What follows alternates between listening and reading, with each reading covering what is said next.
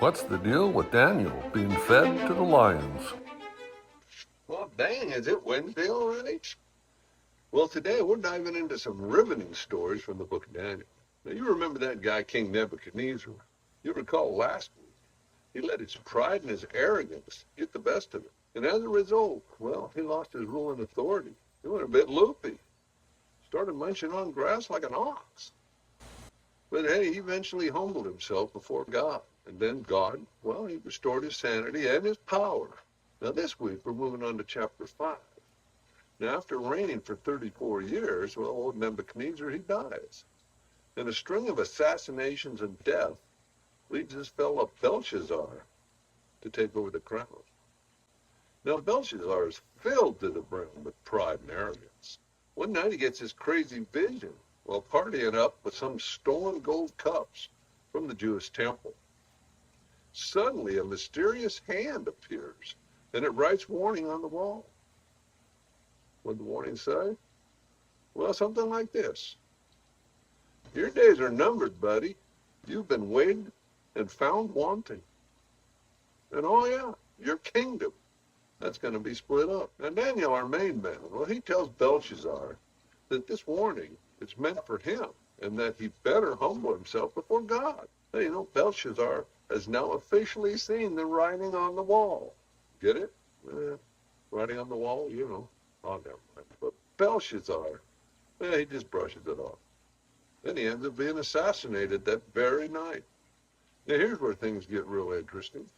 In chapter 6, after Persia conquers Babylon, we've got a new king named Darius. And Daniel is one of his favorite governors. So Daniel becomes the target of some jealous officials who are green with envy over Daniel's power, and his integrity. So these guys hatch this plot to have Daniel killed because he refuses to worship the king as a god. Well, long story short, our buddy Dan, he gets thrown into a pit filled with savage, hungry, and starving lions.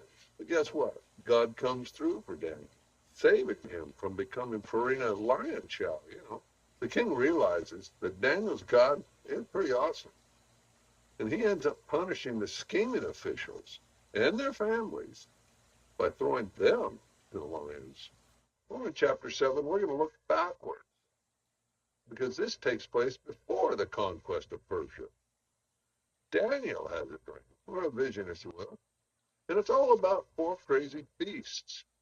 There's a lion with wings, a bear with ribs in his mouth, and a leopard with wings, each representing an arrogant kingdom. And last but not least, we've got the super beast. Bunch of horns sticking out of his head, all symbolizing different kings. But there's one specific big horn that stands out.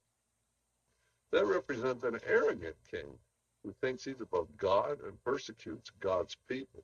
But hold on now, because here's where things take a turn. Daniel, well, he also sees a figure that he refers to as the Son of Man, and he's coming with the clouds of heaven, approaching God himself, who is called the Ancient of Days. Now this Son of Man is given authority, glory, and power over every nation and people. And he takes a seat at God's right hand. And he shares in God's rule over the whole world. So one of the main lessons in Daniel is that when rulers forget their place and make themselves out to be gods, they become less than human, and they'll face God's justice. So fear not, God delivers and exalts those who remain faithful to him. So here's the big picture. True power lies in humility, not in arrogance. And that goes for us, as well as our rulers, kings. Well, they're all about faithfulness and giving hope to God's people who've been suffering for a long time. Now, the reason they're suffering, well, it's because human kingdoms have rebelled against God, and they've turned into these crazy beasts. These visions are meant to encourage us to be patient and wait for God to bring his kingdom and rule over our earth, while also standing up for his suffering people. Now, here's a big question. When is all this going to happen? Well, Daniel's worried about that his own self. So he consults the scroll of the prophet Jeremiah. Now, Jeremiah says that Israel's suffering will only last 70 years. Well, that's about up.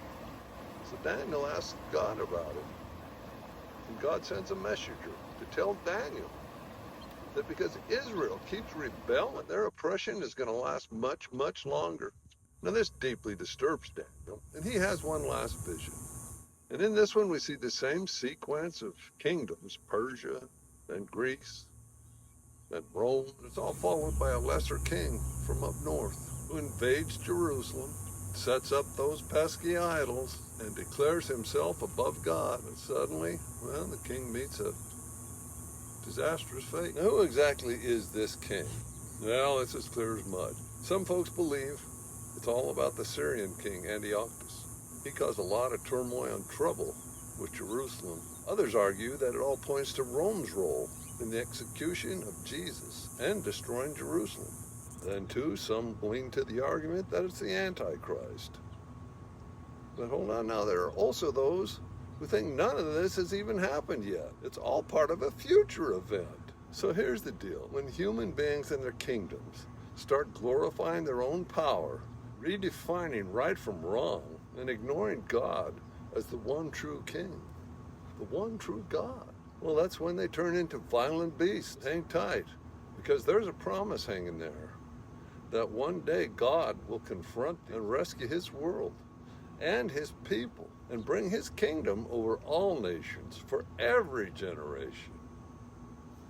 No, I'm saying we're talking about the end times here. So the book of Daniel, well, it gives us a message of hope. It should inspire us to stay faithful. And that, my friends, is what the book of Daniel is all about. Now, if you like this interpretation, please press that like and share button down there. Boy, I'd greatly appreciate it if you'd just go ahead and subscribe. That way you won't miss any episodes. Until next Wednesday, folks. May God bless you, keep you and your family safe.